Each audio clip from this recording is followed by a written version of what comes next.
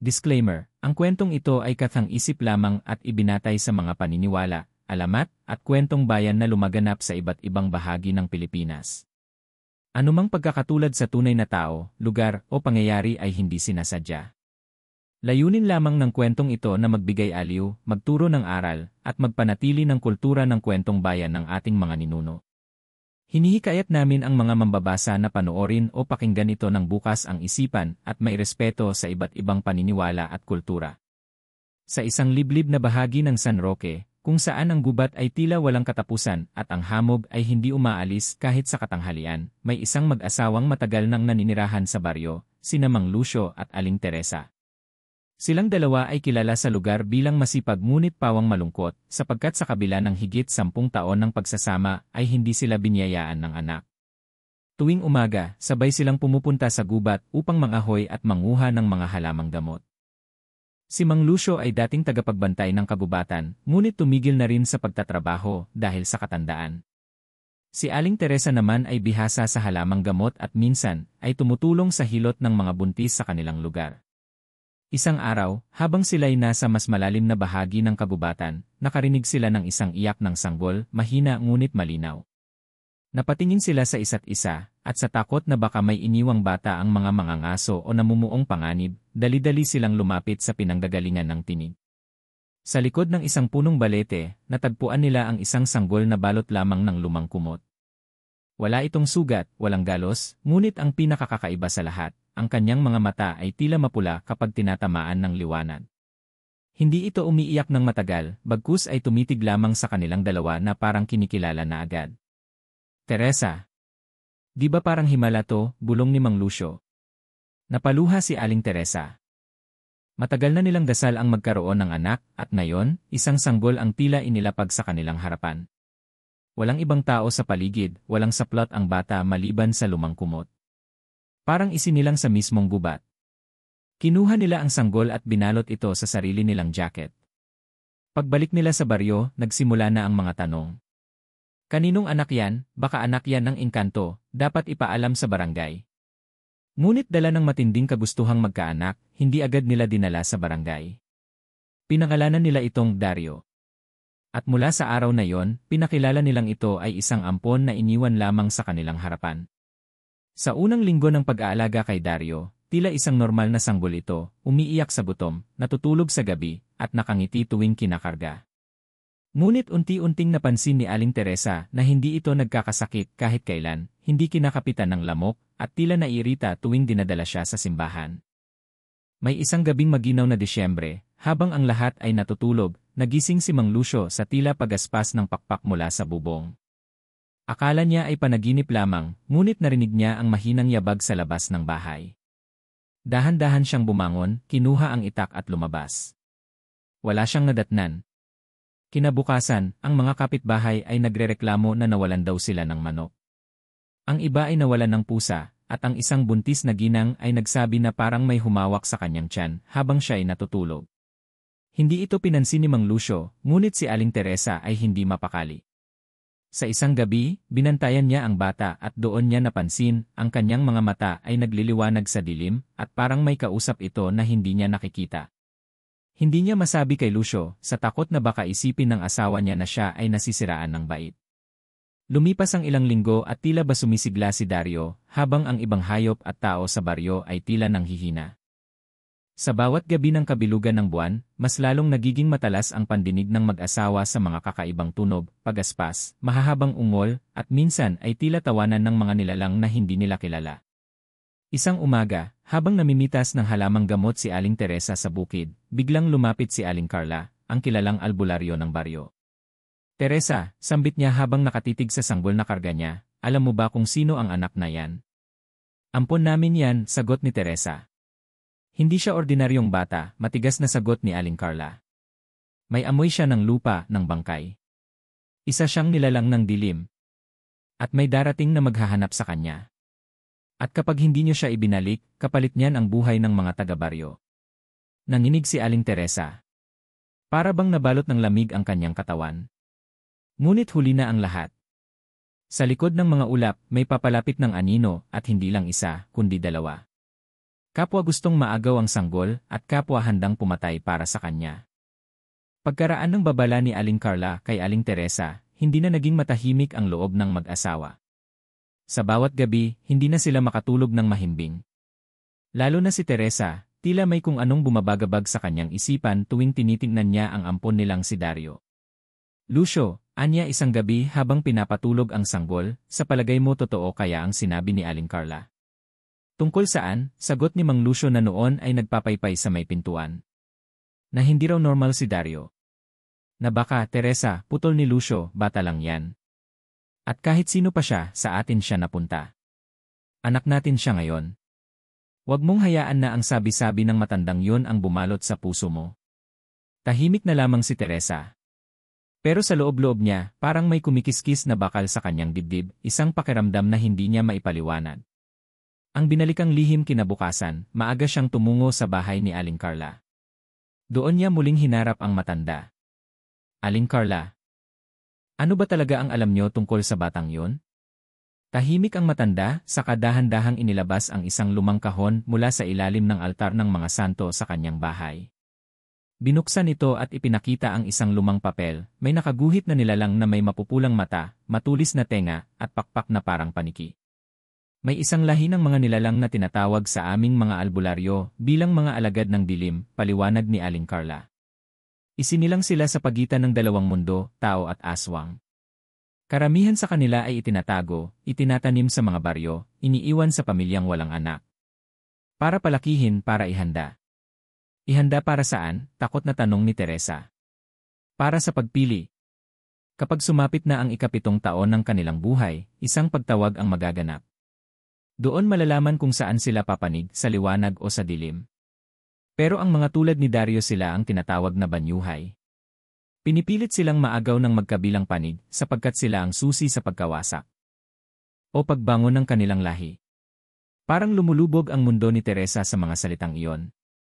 Hindi kami handa sa ganito, huwag kang mag-alala, dagdag ni Aling Carla, kung talagang anak ninyo na ang turing ninyo sa kanya, ipaglaban niyo siya. Pero kailangan niyong malaman ang katotohanan. Simula ng kababalaghan pagbalik ni Teresa sa kanilang bahay, nadatnan niyang tulala si Lucio.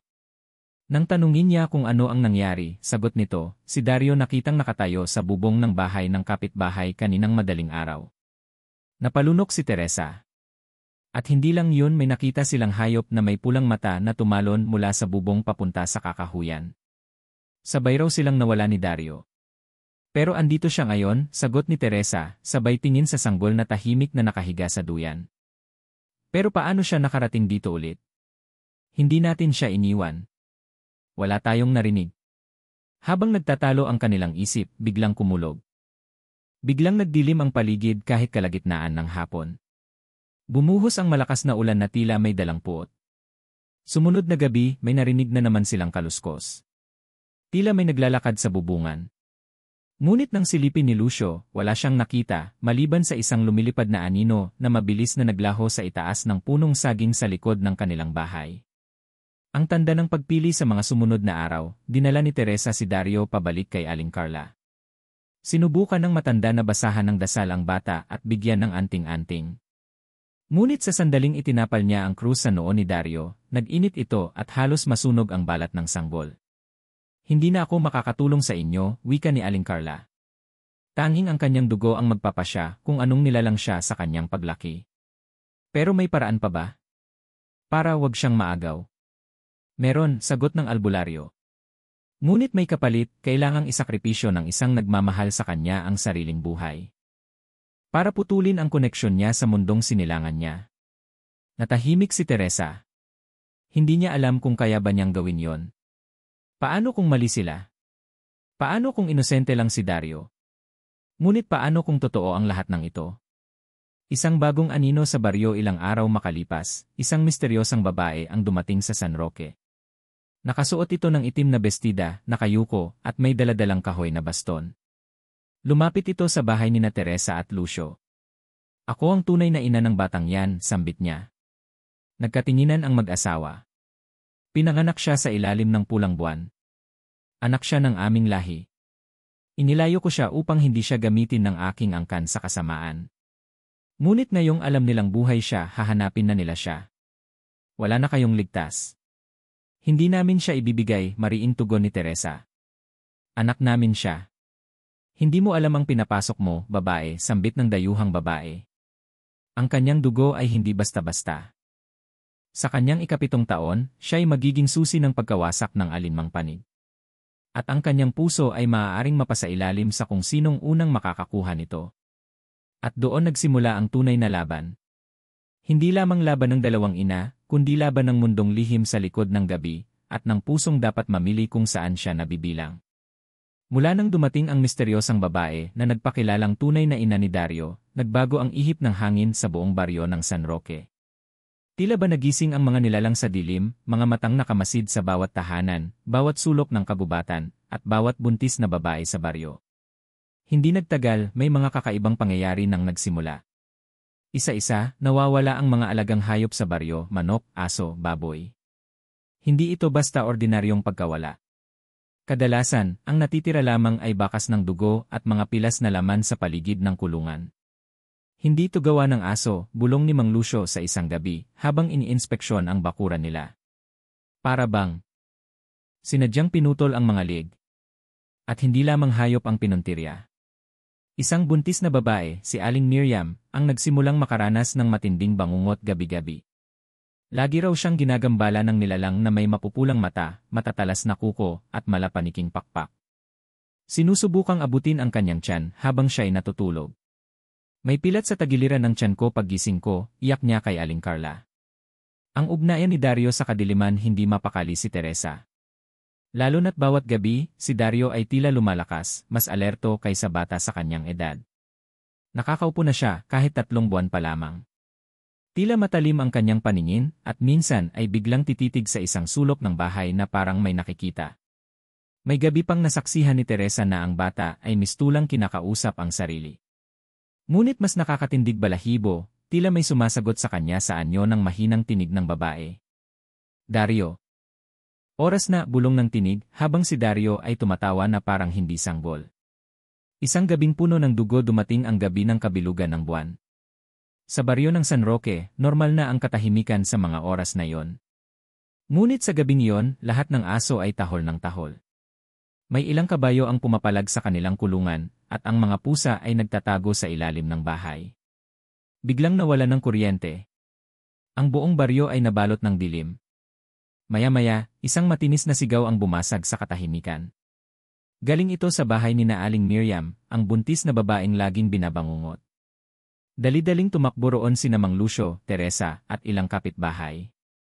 At pagdating nila, tumambad sa kanila ang malagim na tanawin, nakahandusay si Miriam sa kama, duguan ang kumot, at ang kanyang tiyan may pilat na parang kinayod ng matalas na kuko. Ngunit ang mas nakakapagtaka, buhay pa ang sanggol sa kanyang sinapupunan. Parang hindi man lang naapektuhan ng karahasang nangyari. Habang nagkakagulo ang mga tao sa bahay ni Miriam, si Teresa ay napalingon sa ulap sa itaas ng kabubatan. Doon niya nakita ang isang aninong lumilipad, mabilis, parang isang higanteng paniki, papalayo sa baryo. Ang pagdududa ng mga kapitbahay kinabukasan, nagsimula na ang bulungan sa baryo. Simula nang dumating niyang ampon nila, hindi na tayo tinantanan ng kamalasan, sambit ng isang matandang lalaki. Baka aswang talaga yang batang yan o baka sinapian, dagdag ng isa pa. Dapat ibalik sa gubat kung saan siya nakuha, mungkahin ng isang kabataang lalaki. Nakarating kay Teresa ang lahat ng ito. Hindi niya alam kung matatakot siya o lalaban. Pinagmasdan niya si Dario, masaya itong kumakain ng sabaw, walang kamalay-malay sa kabuluhang siya mismo ang sentro. Pero alam ni Teresa, malalim ang ugat ng mga pangyayaring ito. At sa puso niya, unti-unting tumitimbang ang katotohanang baka nga hindi karaniwang bata si Dario. Ang pakikialam ni Aling Carla, dahil sa takot na mas lalo pang lumala ang sitwasyon, muling lumapit si Teresa kay Aling Carla. Doon niya ikinuwento ang lahat, ang panaginip ni Miriam, ang sugat sa tiyan nito, at ang aninong nakita niyang lumilipad sa itaas ng kabubatan. Tahimik si Aling Carla sa una. Saka siya nagsalita, simula pa lang ito, Teresa. Unti-unti nang nagigising ang mga nilalang na may kaugnayan kay Dario. At hindi lang isang nilalang ang may pakay sa kanya, dalawa silang magkalaban. Isa mula sa angkan ng kadiliman, at isa mula sa dating alagad ng liwanag na nagbuwis ng lahat para itago siya. Pwede pa ba siyang mailigtas? Tanong ni Teresa. Pwede, sagot ng albularyo, pero kailangang sumailalim siya sa ritual ng pagpili bago siya tumuntong sa ikapitong buwan ng kanyang edad. Kapag lampas na roon, magpapasya ang kanyang sariling dugo kung sino ang kanyang papanigan. At sa sandaling iyon, wala nang makakabago sa kanyang tadhana.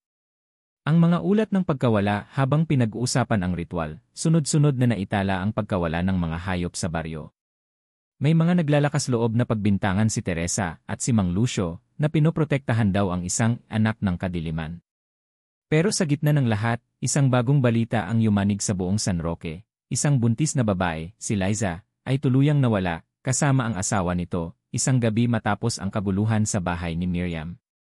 Walang bakas ng dugo, walang senyales ng sapilitang pagpasok, ngunit may isang bagay na iniwan sa higaan, isang pulang sinulid na may buhol, at isang balahibo ng nilalang na hindi nila maipaliwanag. Sabi ni Aling Carla, ito ang palatandaan ng mga sumasagisag sa tagapagtawid, isang nilalang na nagpapalit anyo upang mailipat ang susunod na anak ng dilim sa ligtas na lugar bago ito maagaw ng kalaban. Sa gitna ng lumalalang kaguluhan, mas lalong lumalalim ang misteryo sa katauhan ni Dario. Isang sanggol na pinag-agawan hindi lamang ng mga tao, kundi ng dalawang mundo. At habang lumalapit ang kanyang ikapitong buwan, isang tanong ang hindi mawala sa isipan ni Teresa, makakapili ba si Dario ng kabutihan kung lahat sa paligid niya ay nababalot na ng kadiliman? Nang sumapit ang ikalima ng gabi mula sa pagkawala ni Liza at ng kanyang asawa, isang hindi inaasahang bisita ang kumatok sa bahay ni Teresa. Mahina ang katok, tila wala sa oras. Lumabas si Lucio, hawak ang bulok at sinilip kung sino ang nasa labas. Isang babae. Basang-basa ng ulan, nakayuko, at halos hindi mo makilala kung tao ba o multo.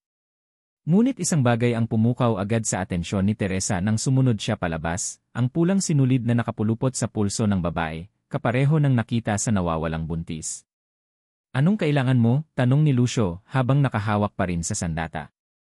Dahan-dahang tumingala ang babae. Maputla, mapungay ang mga mata, ngunit kapansin-pansin ang taglay nitong kakaibang presensya. Hindi takot, hindi kaba, kundi kapangyarihan. Si Dario, anya. Kailangan ko siyang makita. Ang katotohanang hindi inaasahan bago pa makasagot si Teresa, umiiyak na si Dario mula sa duyan sa loob. Hindi tulad ng normal na iyak, ito ay mas malalim, mas mabigat, tila alam ng bata kung sino ang dumating. Pumasok si Teresa at binuhat ang sanggol. Nang makita ito ng babae sa labas, bigla siyang lumuhod sa lupa, niyakap ang sarili, at parang iniluwa ng kanyang mga mata ang lahat ng matagal na niyang pinipigil. Ako ang kanyang ina, ulit ng babae. Pero hindi ako karapat-dapat. Kaya siya iniwan. Kung hindi mo siya kayang alagaan, bakit mo siya babawiin ngayon? Galit na tanong ni Teresa. Hindi ko siya babawiin, sagot ng babae. Dumating ako upang tulungan kayo. Dahil kapag sumapit ang ikapitong buwan ng kanyang edad, darating ang mga nilalang na susubok agawin siya. At kung hindi siya protektado, tuluyan siyang mapapasa kanila. Pagkilala kay Lira, ang aswang na tumalikod ipinakilala ng babae ang sarili bilang Lira, dating kasapi ng isang matandang angkan ng mga aswang mula sa malalayong bundok sa Visayas. Isa siya sa tinatawag nilang tagapagdala ng henerasyon, yaong mga pinipilit magkaanak upang makalikha ng bagong uri ng nilalang, hindi buong tao, at hindi rin ganap na halimaw. Ngunit iba si Lira. Bata pa lamang siya ay may kakayahan ng makita ang dalawang landas, sa bawat nilalang, ang daan ng dilim at ang daan ng liwanag. Dahil dito, piniling tumakas ni Lira at itago ang anak niya, si Dario, upang hindi maipasa sa kanya ang sumpang lahi ng kanilang angkan. Inilagay ko siya sa harap ng bahay niyo sa ilalim ng gabing may bughaw na buwan. Akala ko ligtas na siya sa kamay ng aming lahi. Pero mali ako. Ayon kay Lira, nang dumating ang buwan ng pagtawag, agad siyang sinundan ng mga aswang tagasunod ng matandang ulay, isang matriarkang aswang na siyang pinuno ng kanilang tribu. Hanggang ngayon ay pinaghahanap ang batang si Dario, hindi upang alagaan, kundi upang gawing tagapagmana ng madilim nilang kapangyarihan. Ang gabing nabunyag ang tanda habang nag-uusap ang tatlo, biglang umilaw ang katawan ni Dario. Hindi apoy, kundi bughaw na sinagnatila galing sa ilalim ng kanyang balat. Lumitaw sa kanyang dibdib ang isang marka, bilog na may 3 tuldok sa gitna, ang tanda ng banyuhay. Hindi na siya ordinaryong sanggol, bulong ni Lira. Ang kapangyarihan niya ay nagising na. At dahil lumabas na ang kanyang tanda, maaari na siyang tawagin ng sinumang may kakayahang manipulahin ang lahi. Anong ibig mong sabihin ng tawagin? Tanong ni Lucio. May tatlong nilalang na maglalaban-laban upang maging gabay ni Dario sa pagpili, isa sa dilim, isa sa gitna, at isa sa liwanag. Kapag dumating ang gabi ng huling buwan, pipili siya kung aling landas ang kanyang lalakaran. Desisyong dapat gawin sa gabing iyon, na puno ng dasal at kaba ang bahay ni na Teresa. Nagpasya si Lyra na huwag na munang umalis. Itinago siya sa isang silid sa likod ng bahay habang ang mag-asawa ay walang patid na binabantayan ang bata.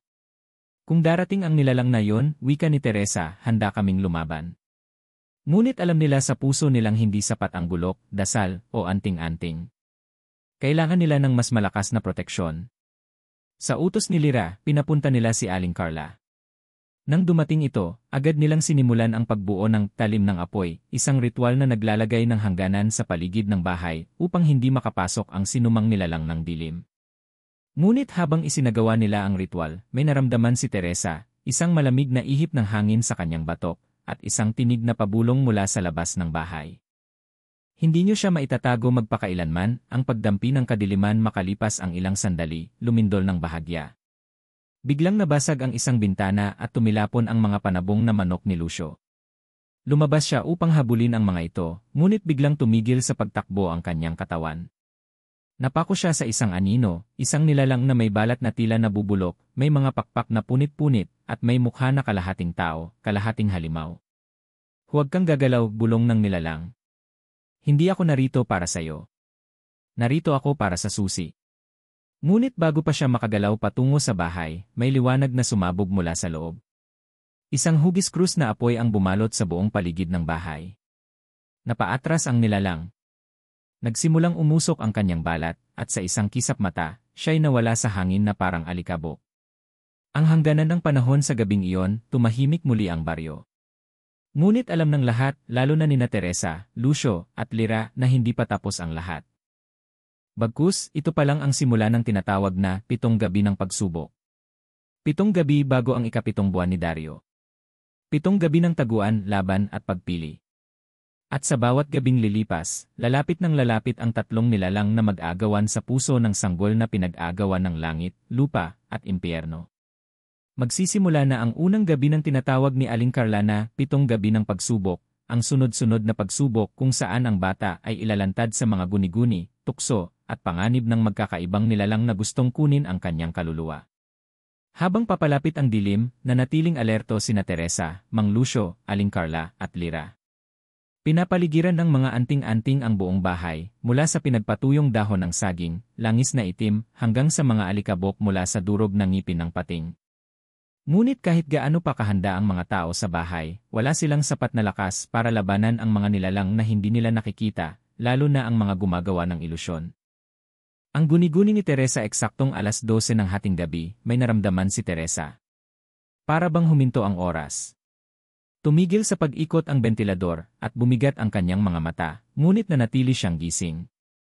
Paglingon niya sa kanan, naroon si Dario sa duyan, tahimik, natutulog. Ngunit sa sulok ng silid may nakatayo. Isang babae, puting-puti ang suot, mahaba ang buhok, at hawak-hawak ang isang bagong panganak. Ang mukha nito ay tila walang mata, ngunit ngumiti ito kay Teresa. Ako ang tunay na ina. Dapat sa akin ang batang yan, anito sa malamig na tinig. Ano ka ba? Tanong ni Teresa, pilit nilalabanan ang kaba. Hindi mo siya kayang protektahan, Teresa, wika nito. Ang isang tulad mo mahina. Binigyan ka lang ng pagkakataon. Pero hindi ikaw ang pinili. Biglang hindi na siya makakilos. Napansin niyang tila lumalakad papalapit ang babae, bit-bit ang bata. Ngunit nang silipin niya ang duyan, naroon pa rin si Dario, tulog, walang iniinda. Dalawa? O alin ang totoo?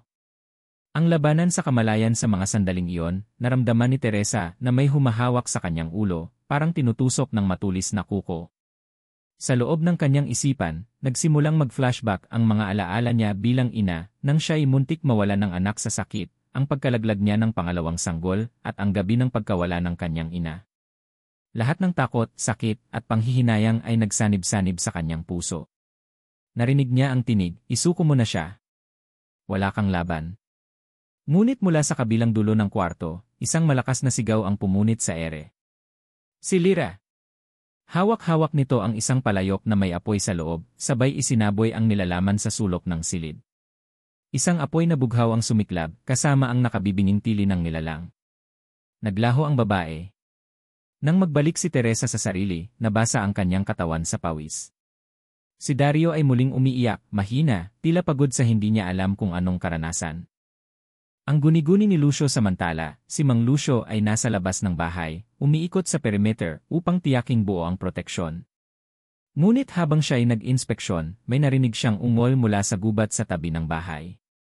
Lucio, pabulong na tawag. Agad siyang tumigil. Lucio, tulungan mo ako, muli nitong sabi.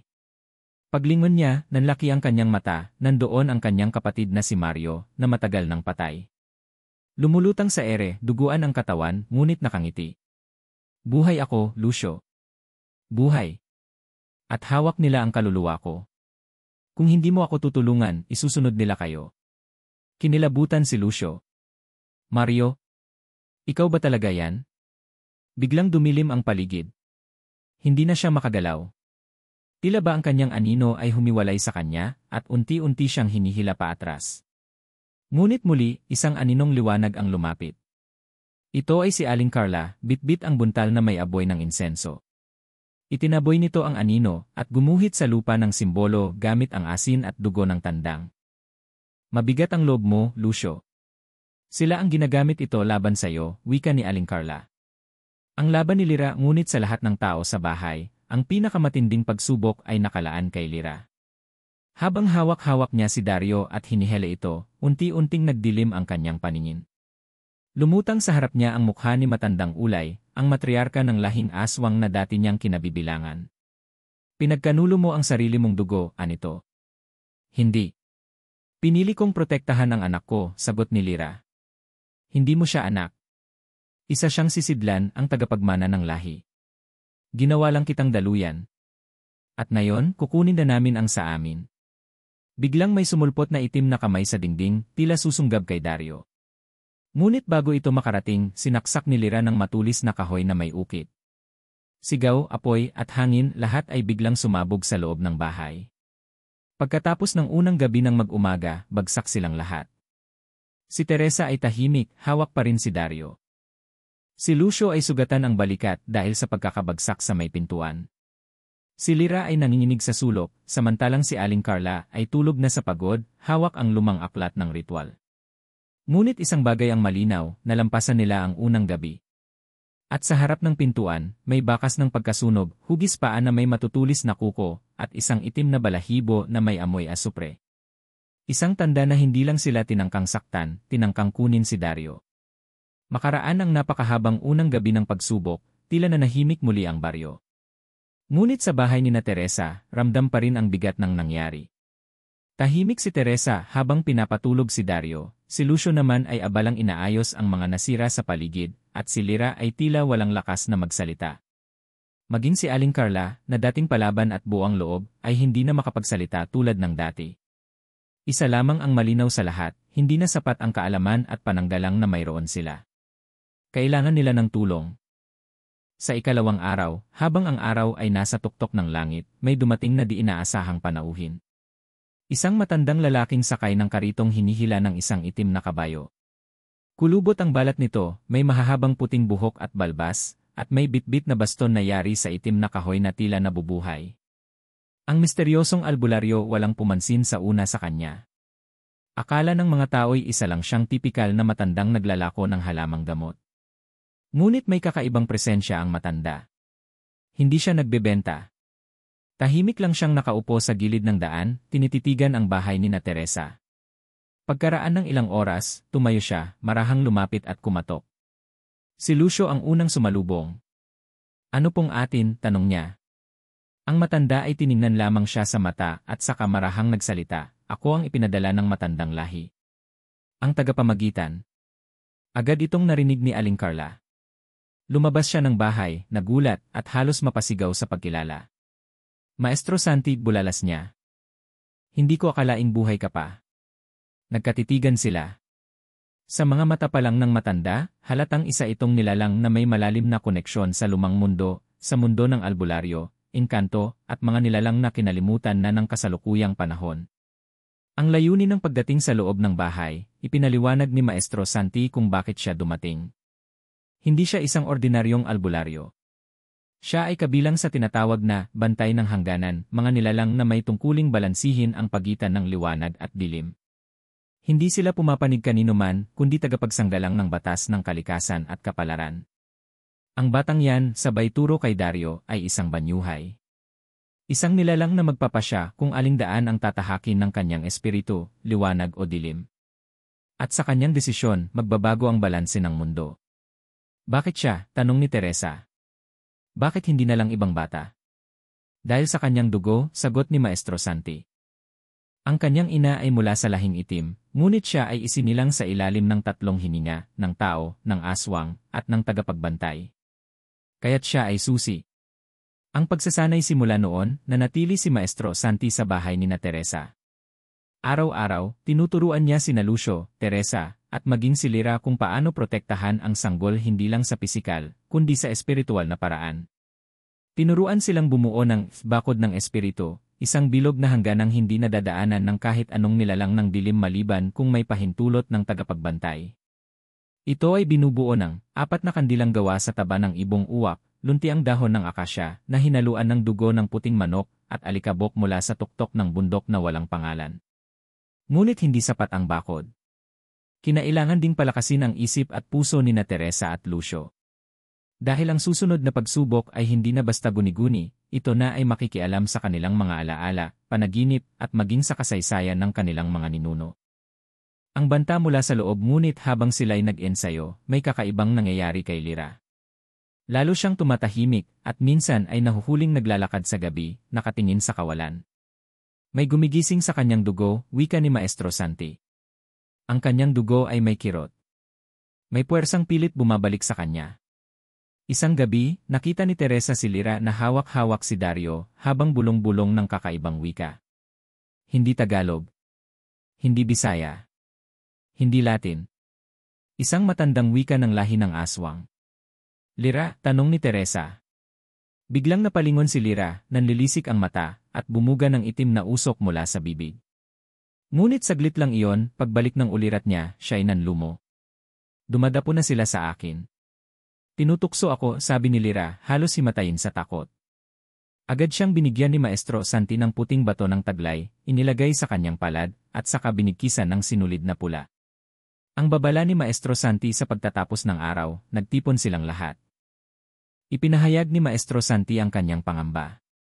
Ang unang gabi ay una lamang sa 7. Bawat gabi ay mas lalakas, mas lalalim. Ang ikatlong gabi ay gabi ng pagkubkob. Kubkob, tanong ni Lucio. Hindi lang isang nilalang ang darating. 3. Ang tinatawag na 3 gabay, isa sa liwanag, isa sa gitna, isa sa dilim. 3 nilalang na susubok sa inyo at sa bata kung sino ang karapat-dapat na maghubog sa kanyang tadhana. At sino ang mga yon? Tanong ni Teresa. Hindi ako ang dapat sumagot.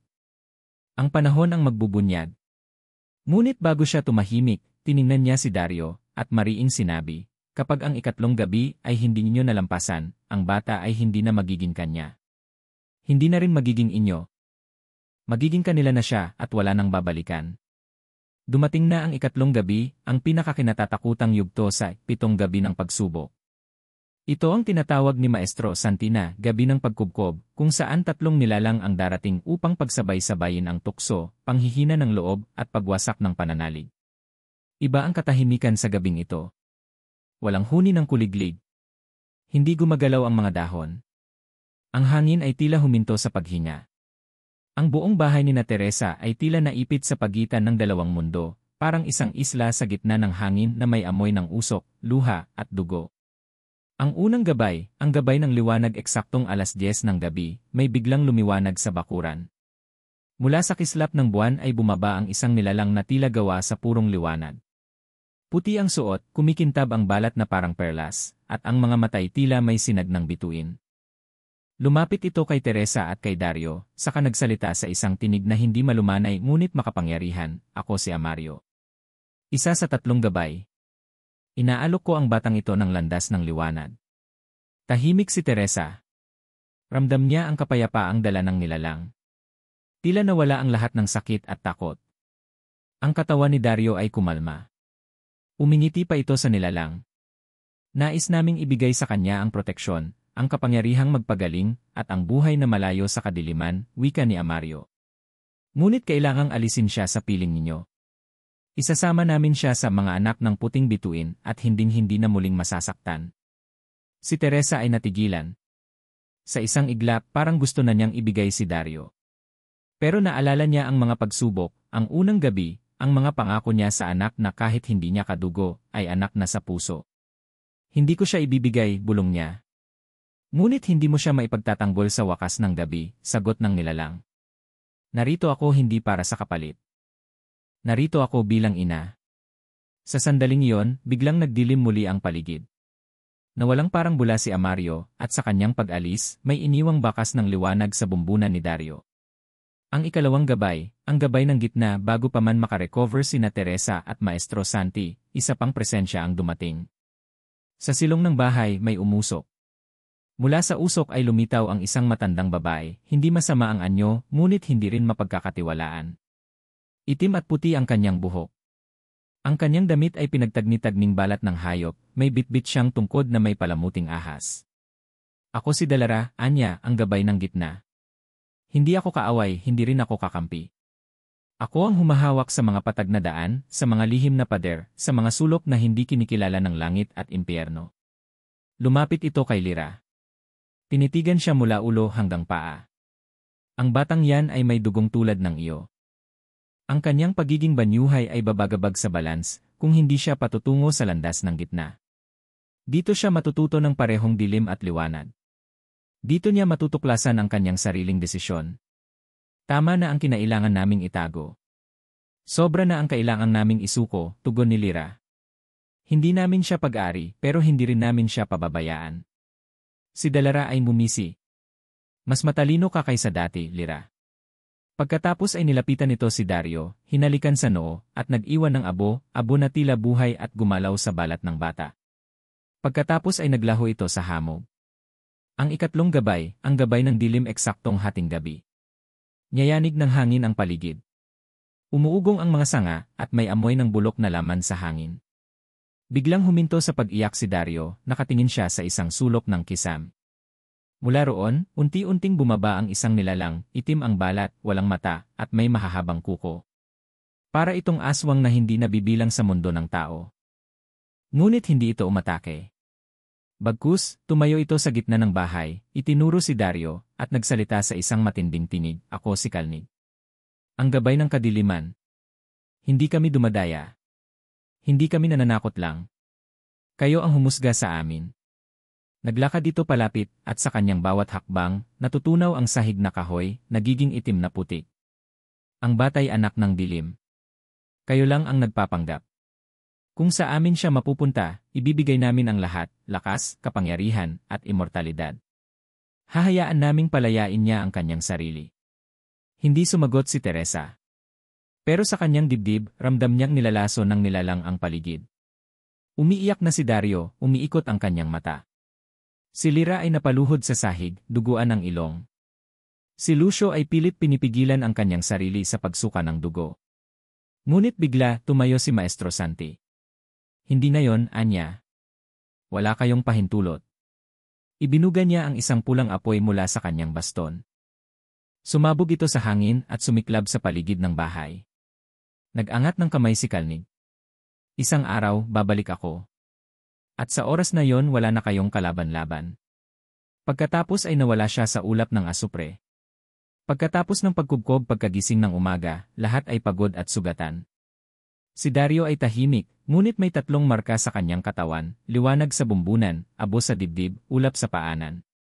Ito ang 3 landas at lahat ay nagtangkang angkinin siya. Pero hindi nila nagawa. Sina Teresa, Lyra at Lucio ay buo pa rin.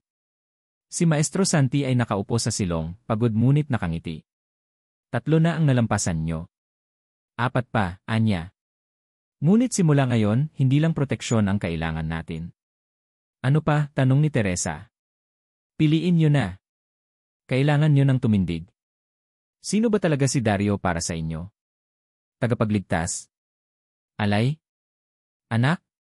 Dahil sa susunod na gabi, ang darating ay hindi gabay kundi tagapaghatol. Ang buong baryo ay tila huminto. Wala nang ingay. Wala nang galaw. Ang mga tao'y nagsarado ng bahay. Ang mga ibon, kahit sa umaga, ay hindi na bumalik sa kanilang mga pugad. Kahit ang mga aso at pusa sa paligid ng bahay ni na Teresa ay tila natuto ng manahimik, para bang alam nilang malapit na ang wakas ng isang panahong hindi na maibabalik. Sa loob ng bahay, ang lahat ay abala sa paghahanda. Ito na ang ikapitong gabi, ang huling gabi ng pagsubok, at ang tinatawag ni Maestro Santi bilang gabi ng hatol. Ang huling banta habang papalapit ang dilim, nakaramdam si Teresa ng kakaibang bigat sa kanyang dibdib. Si Dario, kahit bata pa, ay tila alam ang paparating. Tahimik lang siya, ngunit sa kanyang mga mata ay may lalim, parang hindi na siya bata. Si Maestro Santi ay naglatag ng 4 na bilog sa paligid ng bahay, 3 sa labas at 1 sa gitna. Ang gitnang bilog ay tinatawag niyang luna ng pasya, isang sagradong espasyo kung saan haharapin ni Dario ang kanyang kapalaran. Walang makikialam, babala ni Maestro Santi. Ang gabing ito ay hindi para sa laban, kundi para sa pasya. Pasya ng bata, tanong ni Lyra. Pero sanggol pa siya, ang kaluluwa ay hindi sinusukat sa edad, sagot ni Maestro Santi. Ang kanyang diwa ay pinanday na ng mga nagdaang gabi. Ngayon, siya na ang pipili. Ang pagdating ng tagapaghatol eksaktong 12:00 ng hating gabi, dumilim ang lahat. Maging ang buwan ay tinakpan ng itim na ulap. Sa loob ng bahay, biglang may bumagsak na lamig sa gitna ng bilog. Mula sa kadiliman ay may lumabas na nilalang, hindi lalaki, hindi rin babae. Ang kanyang anyo ay tila kabuuan ng lahat ng nakita ni na Teresa sa mga nagdaang gabi, may liwanag sa mukha, abo sa balat, at usok sa mga mata. Siya ang tinatawag na tagapaghatol ng sumpa. Wala itong pangalan. Wala rin itong tinig. Ngunit ang kanyang presensya ay sumisigaw ng isang bagay, ang wakas ay narito na. Lumapit siya kay Dario, na ngayon ay nakalagay sa gitna ng bilog. Wala nang may hawak sa bata. Lahat ay nakapaligid lang, nagmamasid, tahimik at nagdarasal. Ang panloob na paglalakbay ni Dario sa gitna ng katahimikan, pumikit si Dario. Sa panlabas, isa lamang siyang sanggol. Pero sa loob ng kanyang kamalayan, siya'y naglalakad sa isang madilim na gubat. Sa kanan ay liwanag, may mga tinig ng kabutihan, kapayapaan, at kalayaan.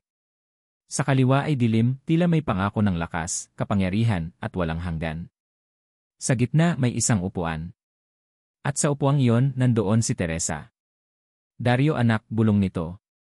Hindi ko alam kung tama ang lahat ng ginawa ko, pero sinubukan ko. Minahal kita kahit hindi ikaw ang dugo ko. Kung pipiliin mong hindi bumalik sa akin, tatanggapin ko. Pero kung pipiliin mong manatili, ipaglalaban kita hanggat huli kong hininga. Biglang lumitaw si Lyra. Hindi mo kailangang takasan ang iyong pinagmulan para maging ikaw. Ako ang ina mong nagtakwil sa dilim. Hindi ako perpekto, pero pinili kong bumitaw sa sumpa para sa'yo. Mula sa dilim, may boses, halika na sa amin, anak. Walang hirap, walang luha. Tayo ang iyong lahi.